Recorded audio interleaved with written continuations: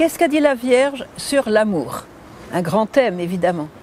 Alors, je voudrais vous donner un message qui concerne les familles, l'amour dans les familles. Chers enfants, que l'amour règne dans vos familles, mais non pas l'amour humain, plutôt l'amour divin. Alors, elle explique ce message. Je vais vous le donner un petit peu d'explication courte, mais bien claire. Alors, l'amour humain, qu'est-ce que c'est pour elle? L'amour humain, c'est un amour d'attraction.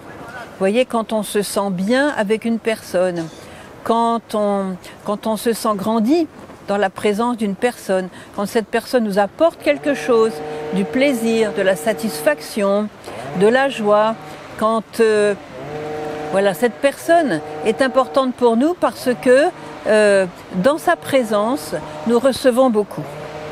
Alors, vous avez bien compris que cet amour-là est centré sur qui et sur quoi? Mais cet amour-là est centré sur moi, puisque j'aime la personne dans la mesure où elle m'apporte quelque chose et où je me sens bien en compagnie de cette personne. Vous voyez que c'est un amour qui est quand même très égocentrique. Alors l'amour que Marie prône dans nos familles et qui va sauver nos familles, eh bien c'est l'amour divin, c'est-à-dire l'amour qui existe au sein même de la Trinité, l'amour qui va régner pour l'éternité, l'amour qui va commencer sur la terre et qui va se prolonger dans l'éternité. L'amour humain ne passera pas, je dirais, la barrière de l'éternité.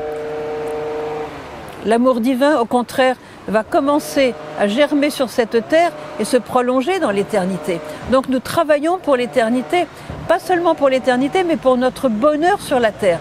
Parce que l'amour divin, c'est celui qui est centré, pas seulement sur Dieu, mais sur le bien de l'autre. C'est l'amour qui est prêt à se sacrifier, pas seulement à prendre, à recevoir, c'est pas mauvais, mais à se sacrifier, à se donner à l'autre. Comme Jésus nous a montré l'exemple, il s'est sacrifié lui-même pour nous, il a versé son sang, il a donné sa vie, il a souffert pour nous, par amour pour nous, vous voyez. C'est ça l'amour divin.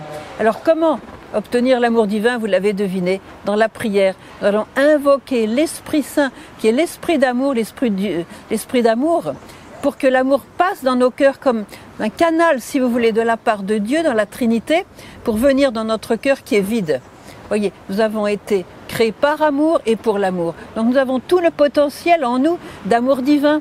Mais qu'est-ce que nous faisons de ce potentiel? Voyez, sans la prière, il n'y a pas d'amour divin. Alors nous allons prier pour obtenir cet amour divin. Vous voyez, dans l'évangile des noces de Cana, c'est très clair.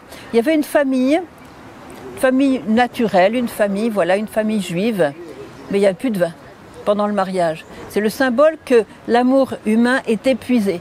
L'amour humain, vous voyez, qui est fait d'attraction, a une date de péremption en quelque sorte. Je dirais comme les yaourts, il y a une date de péremption, excusez-moi la comparaison. Il ne dure pas, c'est pour ça qu'il y a tant de divorces. On est attiré, puis le lendemain on n'est plus attiré. Comment ça se fait? Parce qu'on base notre amour sur l'humain. Alors, qu'est-ce qu'a fait Jésus? Il a pris l'eau, c'est-à-dire la bonne volonté des serviteurs, vous voyez, il l'a changé en vin, mais un vin bien meilleur que le premier. Parce que là, il s'agissait de donner la vraie joie, le vrai amour à ce couple qui se mariait. Vous voyez? Donc on va prier dans les familles pour passer de l'amour humain à l'amour divin, et là, il n'y aura plus de divorce.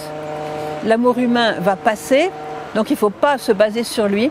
On va prier ensemble pour obtenir l'amour divin qui va faire de nos familles un lieu de grâce, un lieu de paix, un lieu de joie. Parce que la grande vocation de l'homme, c'est quoi? C'est l'amour parfait. C'est l'amour qui dure. C'est l'amour qui est éternel. C'est l'amour qui ne passe pas.